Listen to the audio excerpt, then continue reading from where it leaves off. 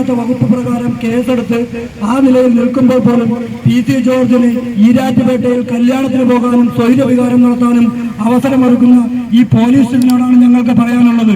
ഈ രാജ്യത്തിലെ നിയമങ്ങൾ നടപ്പിലാക്കാതെ PC ജോർജിനെ പോലെയുള്ള വർഗീയവാദികൾക്ക് വേണ്ടി ഒത്താശ ചെയ്ത് സംഘപരിവാറിനും BJPക്കും വിടുപടി ചെയ്യാനാണ് നിങ്ങളുടെ ഉദ്ദേശമെങ്കിൽ ശക്തമായ സമരങ്ങളുമായി യൂത്ത് ലീഗും ഈ രാജ്യത്തെ ജനാധിപത്യ വിശ്വാസികളും മതേതര വിശ്വാസികളും നിങ്ങൾക്കെതിരെ ഉണ്ടാകും.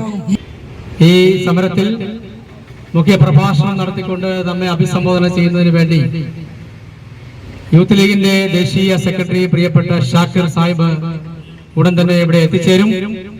ഇവിടെ സ്വാഗത പ്രസംഗത്തിൽ പ്രിയപ്പെട്ട ഷിഹാബ് സൂചിപ്പിച്ചതുപോലെ കഴിഞ്ഞ കുറഞ്ഞ ആഴ്ചകൾക്ക് മുമ്പ് നാം എല്ലാവരും കണ്ട ചാനൽ ചർച്ചയിൽ ഈ ജാമ്യമില്ലാ വകുപ്പിട്ട് പോലീസ് കേസെടുത്തപ്പോൾ ജില്ലാ കോടതിയെ സമീപിക്കുന്നതിന് കുറെ ദിവസങ്ങൾ ഗ്യാപ്പുണ്ടായിരുന്നു.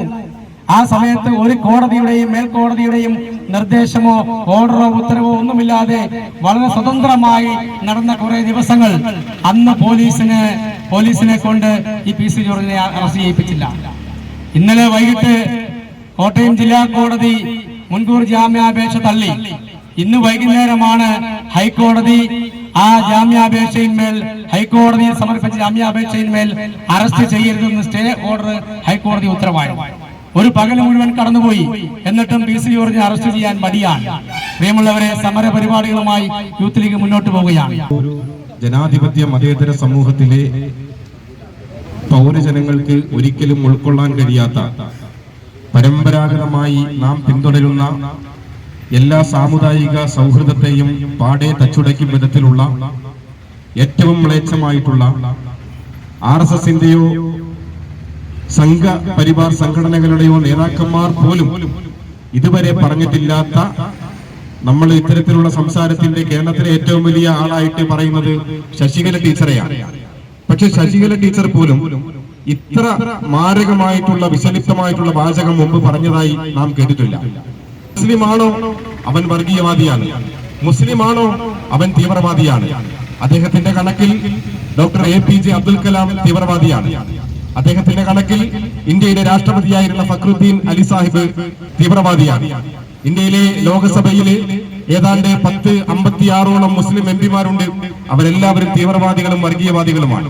നമ്മുടെ രാജ്യം സ്നേഹിക്കുന്ന മമ്മൂട്ടി, ഷാരൂഖ് ഖാൻ, സൽമാൻ ഖാൻ, അദ്ദേഹത്തിന്റെ ഭാഷയിൽ പറഞ്ഞാൽ ഇവരെല്ലാവരും വർഗീയവാദികളും തീവ്രവാദികളുമാണ്.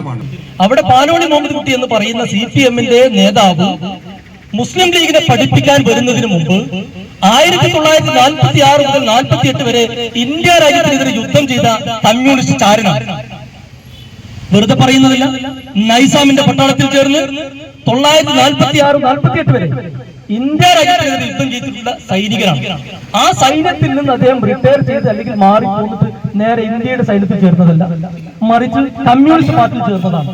അതുമായി ബന്ധപ്പെട്ട ചർച്ചകൾ അതിന് മെറിറ്റ് അടിസ്ഥാനത്തിൽ നടത്തുന്നതിലേക്ക് PC ജോർജിന് ഊഴം കിട്ടിയപ്പോ അദ്ദേഹം പറയുന്നത് നമുക്കറിയാം. ഇപ്പൊ CJP communist Marxist പാർട്ടിയോ Bharatiya Janata പാർട്ടിയോ communist Janata പാർട്ടിയാണ്. അപ്പൊ അതിന്റെ ഉത്തരവാദിത്വം ഏറ്റെടുത്ത് അദ്ദേഹം പറയുന്നത് പാലോളി മുഹമ്മദ് കുട്ടി നല്ല മനുഷ്യനാണ്, അദ്ദേഹം നല്ല മുസ്ലിമാണ് എന്ന് പറഞ്ഞ് അങ്ങനെ തുടരുകയാണ്. ഏവരെയും പുതിയൊരു വീഡിയോയിലേക്ക് ഞാൻ സ്വാഗതം ചെയ്യുകയാണ്. ഈരാറ്റുപേട്ടയിൽ PC ജോർജിനെതിരായി വ്യാപകമായ പ്രതിഷേധ പ്രകടനങ്ങളാണ് ഇപ്പോൾ നടക്കുന്നത്. Muslim League, SDPI, welfare party, PDP തുടങ്ങി സകല രാഷ്ട്രീയ പാർട്ടികളും നാട്ടുകാരും ജോർജിനെതിരെ പ്രതിഷേധിക്കുകയാണ്. മുസ്ലിങ്ങൾ മുഴുവൻ തീവ്രവാദികളാണെന്ന് PC ജോർജിന്റെ പരാമർശത്തിൽ അയാൾക്കെതിരെ കേസ് കൊടുത്ത ഈരാറ്റുപേട്ട മുസ്ലിം ലീഗ് കമ്മിറ്റി ജില്ലാ കോടതി ഈ ജോർജിന്റെ മുൻകൂർ ജാമ്യാപേക്ഷ തള്ളിയിട്ടും അയാളെ അറസ്റ്റ് ചെയ്യാത്തതിൽ പ്രതിഷേധിച്ച് യൂത്ത് ലീഗിന്റെ നേതൃത്വത്തിൽ പോലീസ് സ്റ്റേഷൻ മാർച്ച് നടത്തിയാണ് പ്രതിഷേധിച്ചത്. ഹൈക്കോടതിയിൽ നിന്നും അറസ്റ്റ് തടഞ്ഞ് ഓർഡർ വരും വരെ കൺമുന്നിലുണ്ടായിട്ടും പോലീസ് ജോർജിനെ അറസ്റ്റ് ചെയ്തില്ല എന്ന് യൂത്ത് ലീഗ് ആരോപിക്കുന്നു. കേരളത്തിലെ നിയമവ്യവസ്ഥയുടെ രണ്ട് വശങ്ങളാണ് നാം ഇതിലൂടെ കാണേണ്ടത്.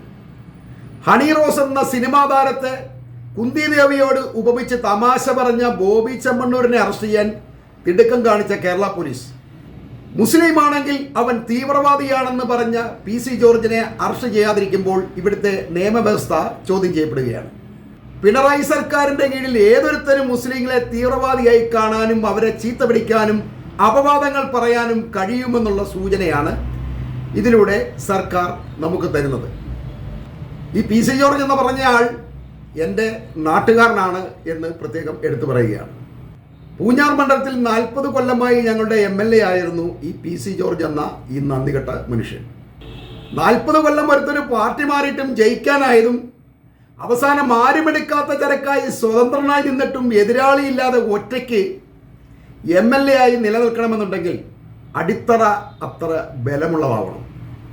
അവിടെയാണ് ഈരാറ്റുപേട്ടക്കാരുടെ സഹായം PC ജോർജിന് എക്കാലം ഉണ്ടായിരുന്നത്. എല്ലാവരും എതിർത്തിട്ടും PC ജോർജിനെ ഈരാറ്റുപേട്ടക്കാരായ ഞങ്ങൾ ചുമന്നുകൊണ്ട് നടക്കുകയായിരുന്നു എന്ന് വേണം പറയാൻ.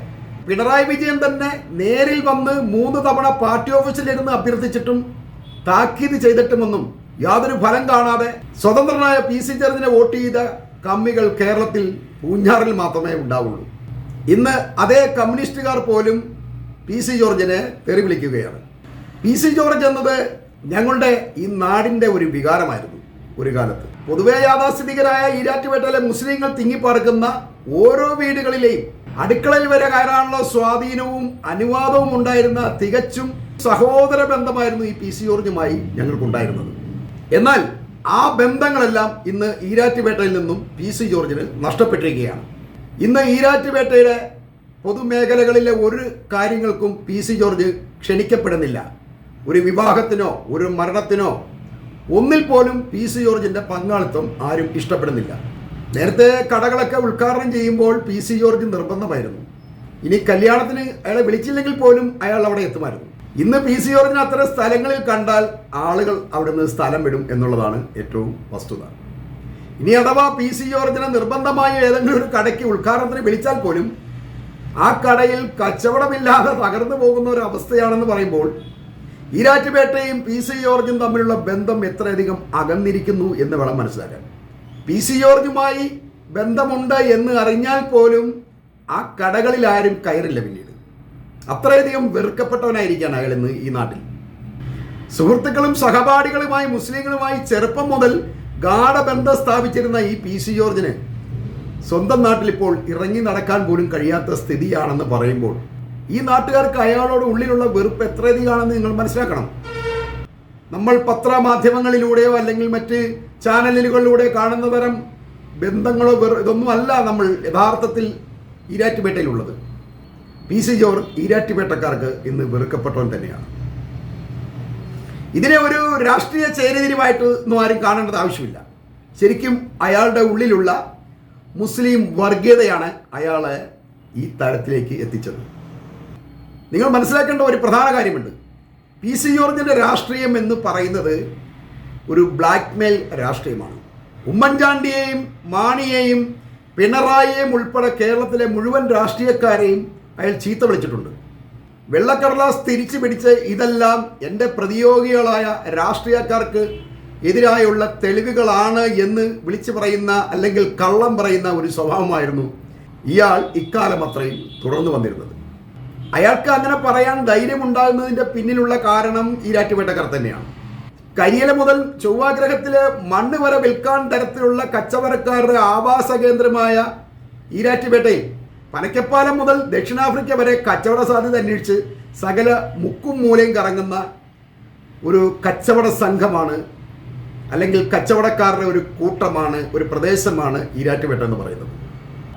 ഇങ്ങനെ കേരളത്തിലും ഇന്ത്യയിലും ലോകത്തെല്ലായിടത്തും കറങ്ങുന്ന ഈരാറ്റുപേട്ടക്കാരുള്ളപ്പോൾ PC ജോർജിന് രഹസ്യ റിപ്പോർട്ടുകൾ, പ്രത്യേകിച്ച് രാഷ്ട്രീയമായി രഹസ്യ റിപ്പോർട്ടുകൾ കിട്ടാൻ വലിയ ബുദ്ധിമുട്ടൊന്നും ഉണ്ടായിരുന്നില്ല. ജോർജിൻ്റെ രഹസ്യങ്ങളുടെ സോഴ്സും ഈ നാട്ടുകാരായ കച്ചവടക്കാർ തന്നെയായിരുന്നു. അവർ പലയിടത്തു നിന്നും രഹസ്യങ്ങൾ ചുരണ്ടിയെടുത്തുകൊണ്ട് ഈ PC ജോർജുമായുള്ള ബന്ധത്തിൽ അയാൾക്ക് നൽകുമായിരുന്നു. പക്ഷേ ഇന്ന് അയാൾക്ക് അങ്ങനെ ഒരു സംഭവം ഉണ്ടാവുന്നില്ല.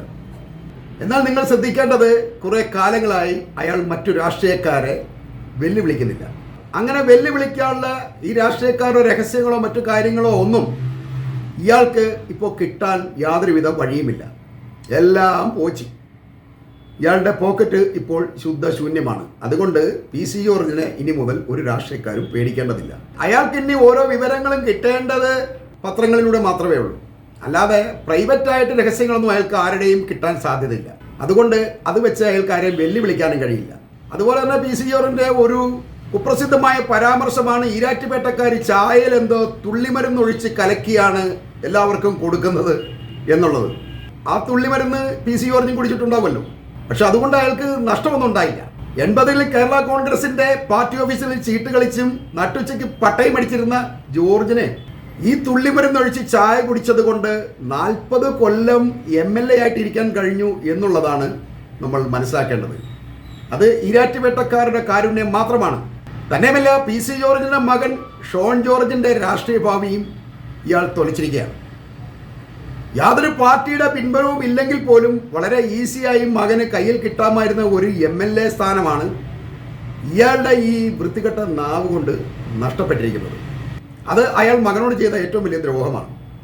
ആദ്യകാലങ്ങളിൽ രാഷ്ട്രീയമായി ഉണ്ടായിരുന്ന ചില തർക്കങ്ങൾ വെച്ച് അയാൾക്ക് ഈ ബന്ധങ്ങളൊക്കെ അന്നേ തിരിച്ചു പിടിക്കാമായിരുന്നു. അല്ലെങ്കിൽ അലിഞ്ഞിരിഞ്ഞ് നടക്കേണ്ടി വരില്ലായിരുന്നു.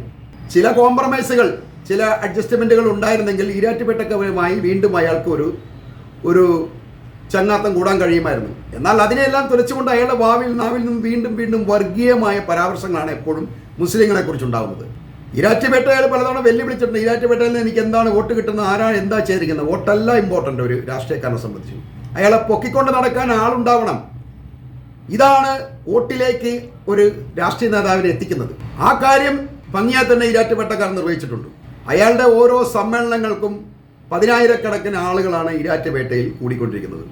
എല്ലാ പത്രക്കാരും അയാളുടെ ഈ രാഷ്ട്രീയ സമ്മേളനങ്ങൾക്ക് പങ്കെടുക്കുമായിരുന്നു. അത് ഈ ജനങ്ങളുടെ ഈ തള്ളിക്കയറ്റം കണ്ടുകൊണ്ടാണ്. ഇന്നും PC ജോർജ് പല പരിപാടികളും നടത്തുന്നുണ്ടല്ലോ. അതിലൊക്കെ ആരാണ് അയാളുടെ പിന്നിൽ ഇത്രയധികം അയാളെ തലയേറ്റിക്കൊണ്ട് നടക്കുന്നത്? ആരും നടക്കുന്നില്ല. അതിൽ നിന്ന് മനസ്സിലാക്കാം, സ്വന്തം നാട്ടുകാർ തന്നെയാണ് അയാളെ പൊക്കിയെടുത്തത്. എന്നാൽ അതെല്ലാം അയാൾ മറന്നു എന്നുള്ളതാണ് വാസ്തവം. ഒരു സീറ്റിന് വേണ്ടി പലരുടെയും പിന്നാലെ നടന്നിട്ടും ആരുമെടുക്കാത്ത ചരക്കായി അവസാനം BJPയിൽ കയറിയിരുന്ന് അതേ BJPയിൽ തന്നെ ഒരു കുപ്പി മദ്യത്തിൻ്റെ ബലത്തിലിരുന്ന് തെറി വിളിക്കുന്ന PC ജോർജിനെ കാണണമെങ്കിൽ നിങ്ങൾ സന്ധ്യ കഴിഞ്ഞ് തെക്കേക്കരയിലുള്ള PC ജോർജിനെ പ്ലാത്തോട്ടം വീടിന് മുന്നിലൂടെ നിന്ന് സഞ്ചരിക്കണം. അപ്പോൾ അറിയാൻ കഴിയും തൻ്റെ രാഷ്ട്രീയം തൊളിഞ്ഞതിനെ കുറിച്ചുള്ള അയാളുടെ വിലാപവും അയാളുടെ വിഷമങ്ങളും എല്ലാം നമുക്ക് മനസ്സിലാകും. അയാൾ ചുമ്മാ തെറി വിളിക്കുകയാണ്. തെറി അയാളുടെ കൂടപ്പുറപ്പാണ്. പ്രത്യേകിച്ച് മദ്യം ഉള്ളിലുണ്ടെങ്കിൽ അത് കൂടുതലാവും. ഇത്തരം PC ജോർജിന്റെ പല രഹസ്യങ്ങളും നന്നായി തന്നെ അറിയാവുന്നവരാണ് ഞങ്ങൾ ഈരാറ്റുപേട്ടക്കാർ. അതൊന്നും ഞാനിവിടെ പറയുന്നില്ല. കേരള BJPക്ക് ഒരിക്കലും വളർച്ച പ്രാപിക്കാൻ കഴിയാത്തത് ഇത്തരം ശാപങ്ങൾ കൂടെ ഉള്ളത് കൊണ്ടാണ്. ഇത്തരക്കാർ വെറുപ്പിൻ്റെ അടയാളങ്ങളാണ്. ഒരിക്കലും നന്ദിയോ നന്മയോ അവരിൽ നിന്ന് പ്രതീക്ഷിക്കരുത്. ഇയാൾക്കോ മകനോ പൂഞ്ഞാർ മണ്ഡലത്തിൽ ഇനി ഒരു രാഷ്ട്രീയ ഭാവിയില്ല എന്ന് ഞാൻ തർപ്പിച്ചു പറയുകയാണ്. അതറിയണമെങ്കിൽ പൂഞ്ഞാറിലെ വോട്ടർമാരായ മുസ്ലിം, ഹിന്ദു, ക്രിസ്ത്യൻ സഹോദരങ്ങളുടെ മനസ്സുകളിലേക്ക് നിങ്ങളൊന്ന് ഇറങ്ങിച്ചെല്ലണം. അവിടെയൊന്നും ഇയാൾക്ക് യാതൊരുവിധ സ്ഥാനവുമില്ല. അയാളെ എല്ലാ മതസ്ഥരും തുല്യമായി തന്നെ വെറുത്തിരിക്കുകയാണ്. കഴിഞ്ഞ തവണയൊക്കെ അയാൾ ഇലക്ഷൻ നിന്നിട്ട് അയാൾക്ക് ഈരാറ്റുപേട്ടയിലോ അല്ലെങ്കിൽ ഇങ്ങനെയുള്ള കുറേ പ്രദേശങ്ങളിലേക്ക് പ്രചരണത്തിന് പോലും എത്താൻ കഴിഞ്ഞില്ല. തേവരിപ്പാറ എന്ന ഈരാറ്റുപേട്ടയുടെ ഒരു ഏറ്റവും ബോർഡർ പ്രദേശത്ത് എത്തിയപ്പോൾ തന്നെ അയാൾ അവിടെ കൂക്കി വിളിച്ച് നാട്ടുകാരെല്ലാം ഓടിച്ചയാൾ തിരിച്ച് തെറി വിളിക്കുന്ന വീഡിയോ ഒക്കെ നമ്മളെല്ലാം കണ്ടതാണ്. അതെല്ലാം ഇയാളുടെ മണ്ഡലത്തിൽ സംഭവിക്കുന്നതാണ്.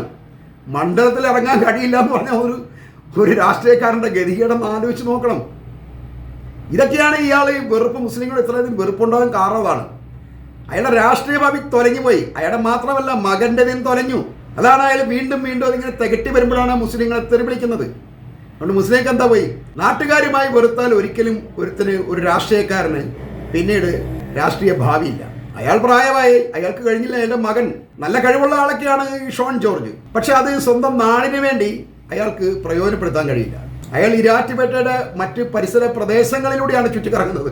ഈരാറ്റുപേട്ടയിൽ വന്നിട്ട് സ്വന്തം നാട്ടിൽ വന്ന ആരോട് വോട്ട് ചോദിക്കാനോ അല്ലെങ്കിൽ എന്നെ സഹായിക്കണം എന്നൊന്നും പറയാൻ എനിക്ക് കഴിയില്ല.